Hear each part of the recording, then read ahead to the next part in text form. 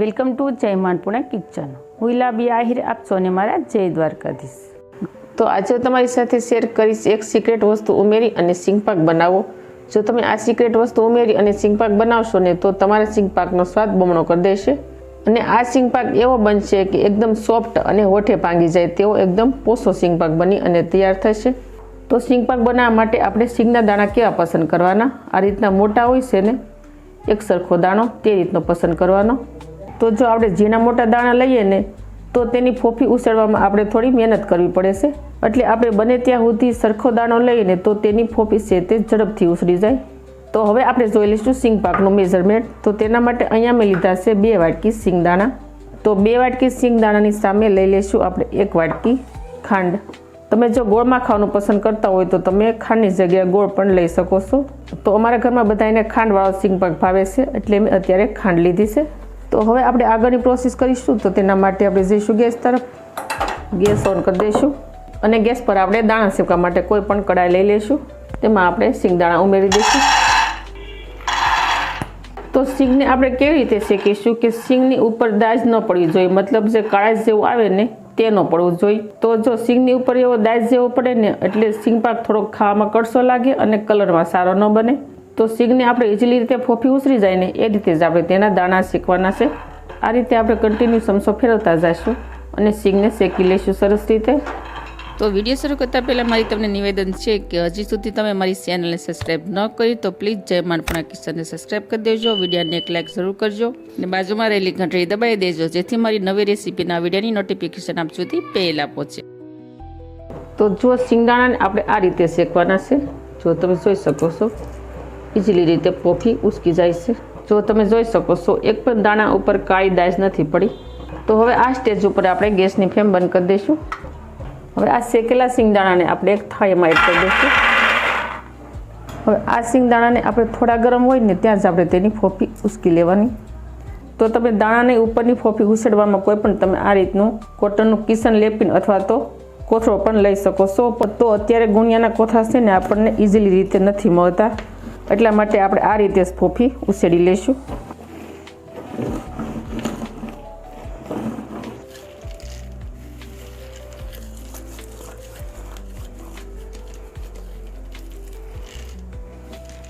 તો જો અહીંયા આપણે સિંગના દાણામાંથી આ રીતે ફોફી અલગ પાડી દીધી છે. તો હવે આપણે ફોફા છે તે અલગ પાડી લઈશું. તો તમારે કોઈ પણ આ રીતનો જારો લઈ લેવાનો. તો જો આ રીતે ફોફી અલગ પડી જાય છે. આ રીતે જો તમે ફોફીને અલગ પાડશો ને તો તમારે સુપડે ઝાટકવાની પણ જરૂર નહીં પડે અને ઝડપથી ફોફી અલગ પડી જશે. હવે આ ફોફી અલગ પાડેલા દાણાને આપણે એક બાઉલમાં એડ કરી દઈશું. તો સેમ પ્રોસેસથી આપણે બીજા દાણામાંથી પણ ફોફી અલગ પાડી દઈશું. તો હવે આપણે નાનો મિક્સર જારનો વાટકો લઈ લઈશું. તેમાં આપણે દાણા એડ કરી દઈશું. તો હવે આ સિંગના દાણાને આપણે મિક્સર જારને બંધ ચાલુ કરી 3 થી 4 આટા વાટી અને સરસ રીતે ગ્રાઇન્ડ કરી લઈશું.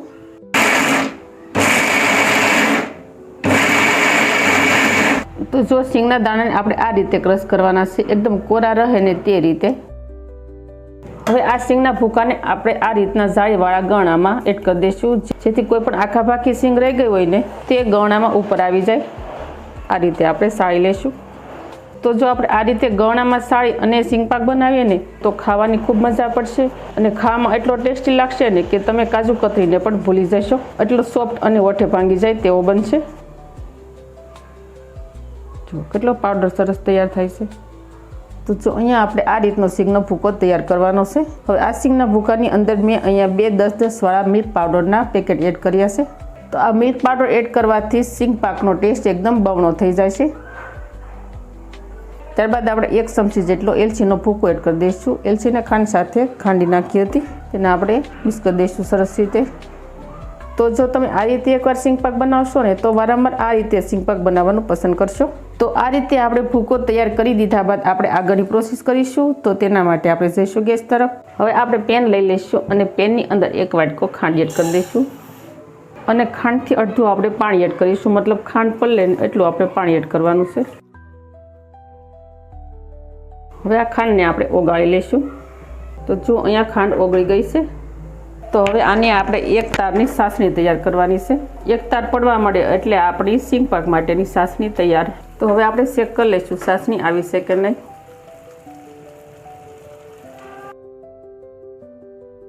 તો અહીંયા સરસ સાસણી આવી ગઈ છે. હવે આમાં આપણે સિંગનો ભૂકો એડ કરી દઈશું.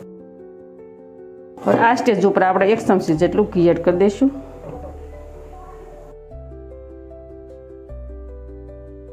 ઘી એડ કરવાથી સિંગ પાકમાં એકદમ સરસ શાઇનિંગ આવે છે.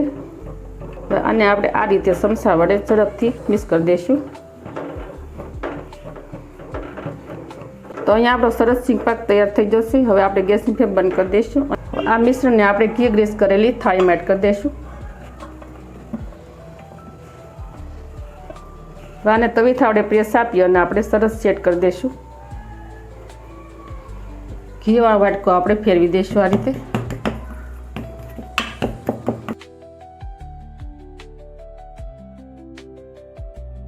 હવે આપણે ઉપરથી થોડોક પિસ્તાનો ભૂકો એડ કરી દઈશું ગાર્નિશિંગ માટે.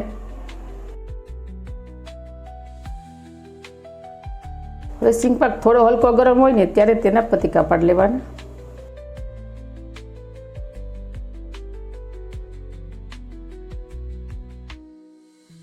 તો આ સિંગ પાકને આપણે કાજુ કતરીના શેપમાં કટ કરી લઈશું.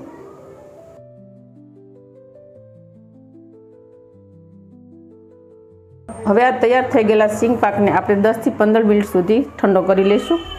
તો 15 મિનિટ બાદ આપણે જોઈ લઈશું સિંગ પાક સરસ ઠંડો થઈ ગયો છે. તો જો બન્યો છે ને કાજુ કતરીને પણ ભૂલાવી દે તેવો સિંગ પાક.